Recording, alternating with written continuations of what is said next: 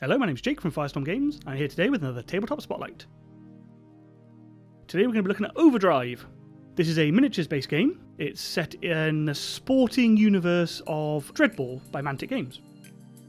So when you get this game, you can open it up and you get fantastic board, tokens, etc., dice, they're beautiful. The miniatures, so there's 6 minis in here. For those of you who are a little afraid this is going to be Aliens, the complete experience, another day in the core all over again, it's not, it really isn't. 4 of the miniatures are ready to go out the box.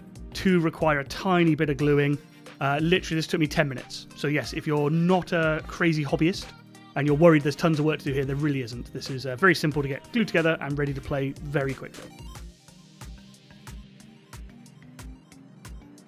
So it's a competitive game. It has 6 different game modes in it, which keeps it really fresh. So it's not just always do this one mode and whoever does best at it wins.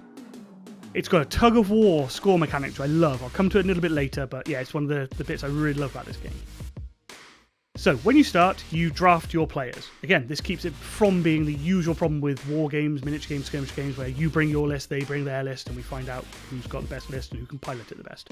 We have a lovely draft. So we all have the same option of the same players, and I'll take the shark dude, because he's the shark dude, he's awesome. And then you take the jellyfish, and I am sad, because the jellyfish will mess with my shark's brain and make him hit his friends and things like that. But we do alternating draft back and forth to sort out the players. Once we've got our team sorted, we set up the board, get the mission ready, and we start playing. Every turn you have 4 actions. It's alternating, so I will take an action, then my opponent will take an action. Back, forth, till we've both taken 4. Each player can only have a maximum of 2 actions played on them. So again, it stops you having a shark running rampant and biting everybody, because he's a super player, he does everything. Nope, I can do a maximum of 2 things with him. Okay, so mechanically, this works on a tried and tested system from Mantic Games. You have 3 dice for checks.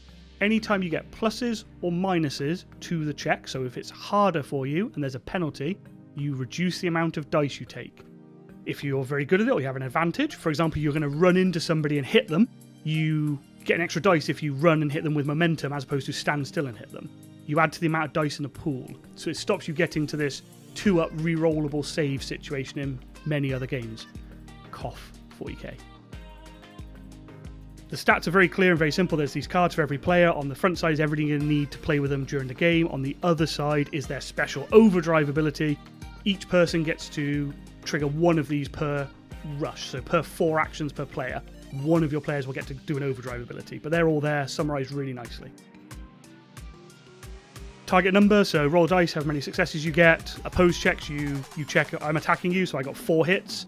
You're defending, you've only got 3 dice, so you think you can't possibly succeed at defending, but 6s explode. So if you have a really good dice roll and you roll a couple of 6s, they score successes, and then you roll more back into the pool, so it's possible for you to tip the scales against, and the underdog can punch the person doing the punching.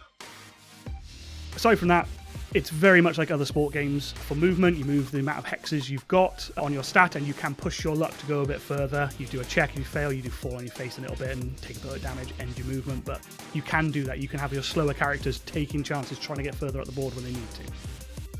I love this game. This is a really quick game. It says 60 to 90 minutes on the box, and I played the very first game of this because Mantic were very kind to send us an early copy so we could have a look at it.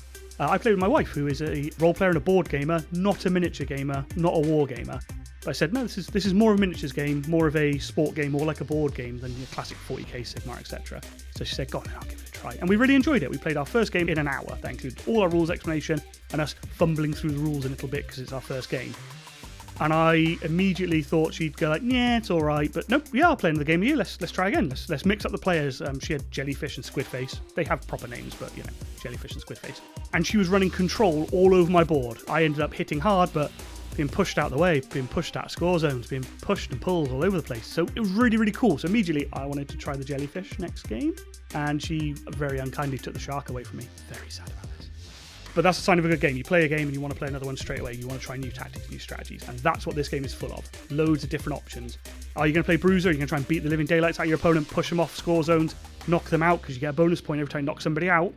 But unlike other games such as Blood Bowl, where they go into the they're not dead yet, but they're probably dead zone, you come back during every rush. So at the end of every 4 actions, the end of a rush, the end of an entire round, players become available again. You spend an action on them and they walk back on the pitch. So one of my major issues with Blood Bowl, Dread Bowl, etc. is really, really aggressive teams can win by just beating the snot out of the opponent, removing all their players, then the second half of the game just walking circles around them.